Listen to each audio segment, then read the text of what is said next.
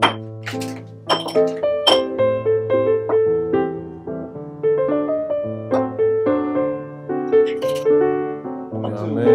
all Q. You heard? The phone turned off, man.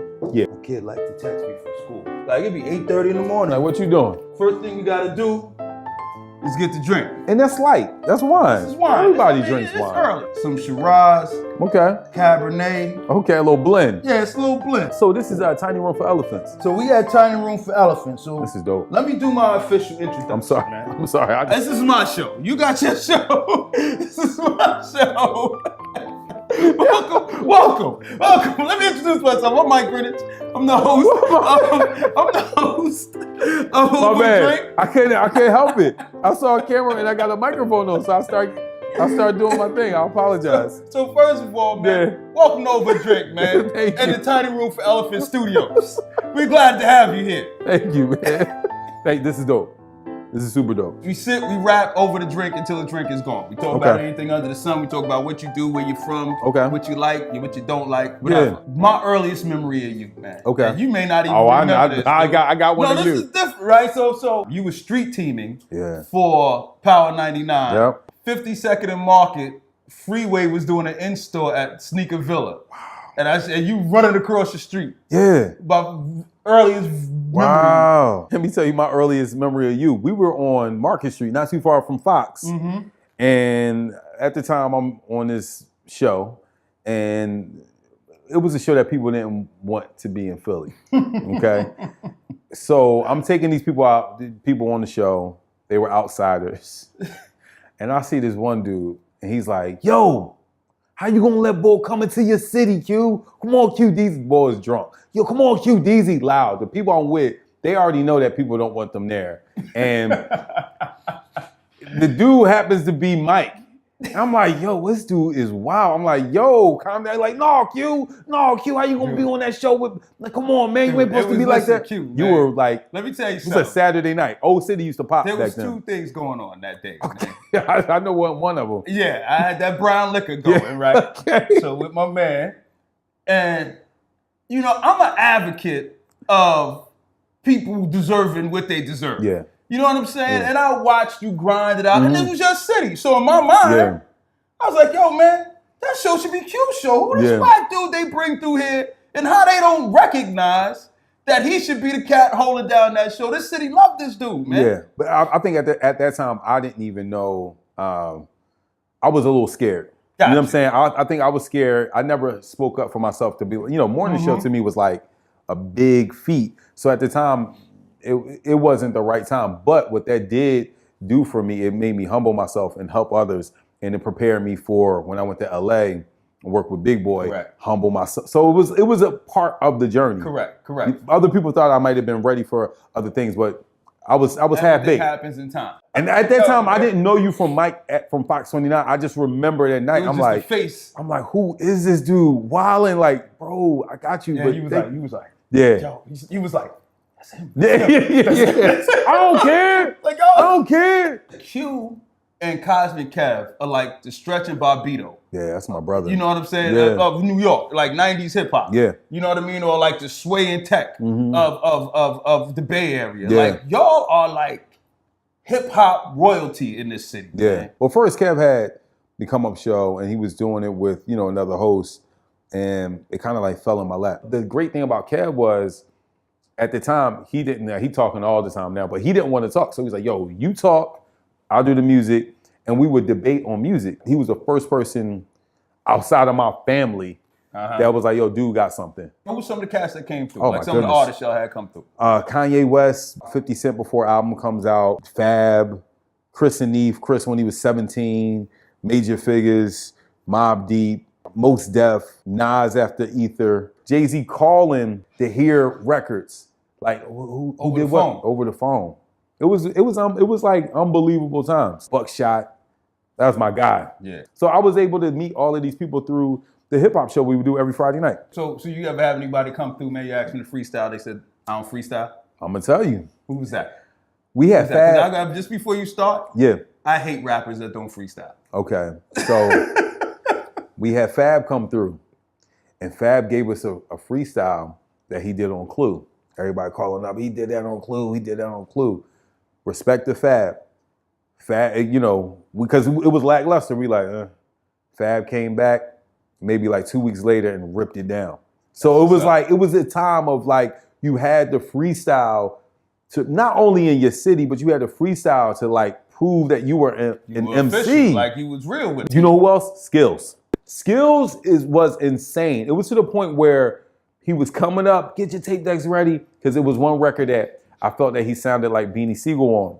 And he heard it. It was like, I'm coming up to roast y'all, I'm coming up. And he rapped for like 20 minutes straight. Like just gave us like, my goodness, crazy. When you look back on those days, man. Yeah.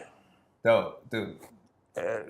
I mean, you'll never repeat them. No. But they were just so classic. It's so amazing. Even as a listener, like from the other side of the radio, like you never really grasped what the moments that you were in when they were happening. Yeah, it was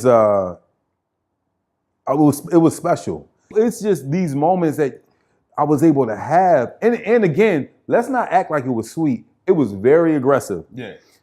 The more people that you brought on that were successful, you had other people that wanted to get on. And at the time, it was a lot of people with street money trying to get on. So it's like, I'm a kid. I'll never forget telling my parents, I'm like, yo, I grew up in Germantown. It was very aggressive.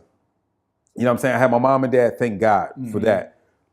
I graduated from college and now I'm hanging or doing business or interacting with some of the biggest, most notorious drug dealers or drug people in Philly. I'm like, this is bugging me out. You spent your whole life avoiding them. Yeah, I spent my whole life. Mom's keeping you out of their circle. And now they like, now this is your life. Now I see people on the news like, oh, I know boy. Oh, snap. You know what I mean? So it was, and I got out of it unscathed. So it's crazy how people and how your path kind of, leads you down certain places. Yeah. So you go to LA. Yeah. And you hook up with Big Boy.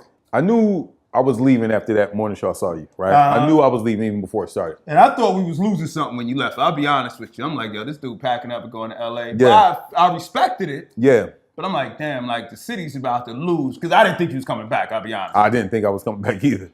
I know, dude. Freshen up? Yeah. I definitely, listen, the plan was not to come back. My girlfriend at the time, who's now my wife, she was like, look. First of all, big ups to your wife, dude. She's a trooper, man. Yeah. My wife might have left me.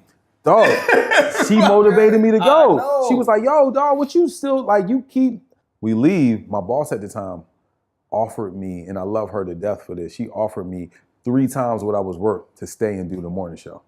I was like, I was already booked. I was already packed up. You left it behind. I was like, I gotta go on this journey. I'm in a position where I'm working with Big Boy, not knowing that he probably didn't really want me. Yeah. Right? But we were friends before that. And I made, me and him had a great relationship. And it was lessons that I learned from him. Dude he's a master at, he's won Marconi Awards.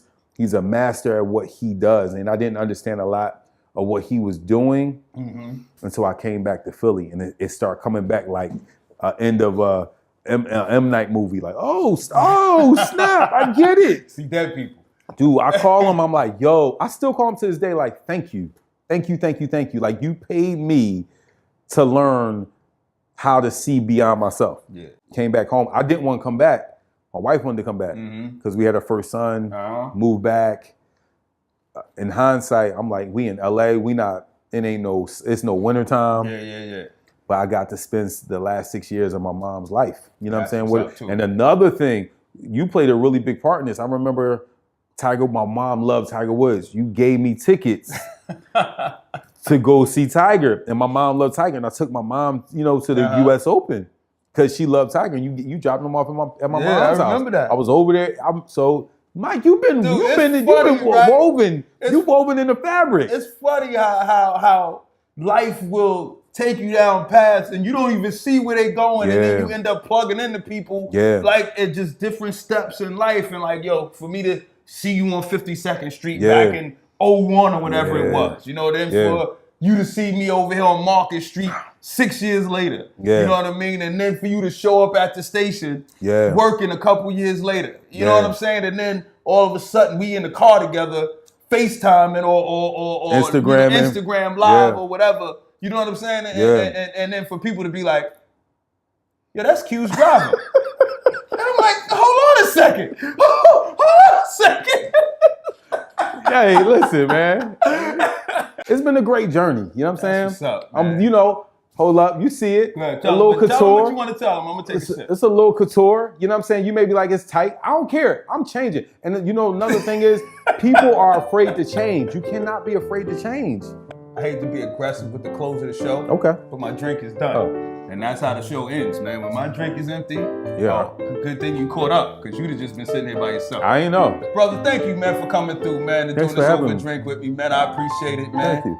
I'd like to introduce you to Tiny Room for Elephants. This joint's dope. Let me also introduce you to Cherry Street Pier. You may not have ever seen this place. You're from Germantown. I know.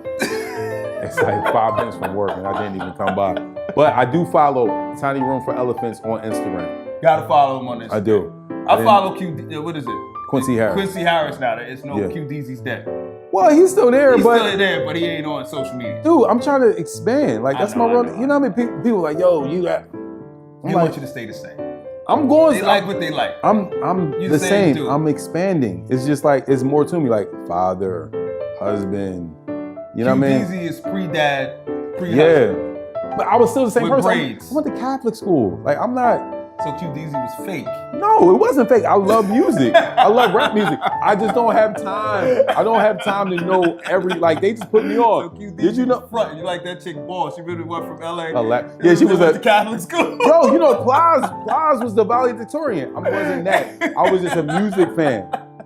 But I just found out that Wiz Khalifa and Currency got a new album. I didn't know that. Usually, I was the guy telling you about that. Now, Dame telling me about it. Let me ask you about, I don't know, what Brad Pitt doing? Bradley Cooper doing? Oh, I don't know. You know something about his new movie? Oh, boy, Brad Pitt was just at Jennifer Aniston's 50th birthday party. I do know that. Yeah, you know that. Things are changing. Don't be mad at me. It's growth. It's growth. You ain't the same, Q. Yo, listen, shirts got smaller. You know, knowledge got wider. You know what I'm saying? I'm sorry. I'm sorry, Mike. You know what I mean? You know what I mean? I love you, bro. I love you, bro. Through, much love, man. Appreciate it. It's all. We just did over a drink. Over a drink. I got some facts for you.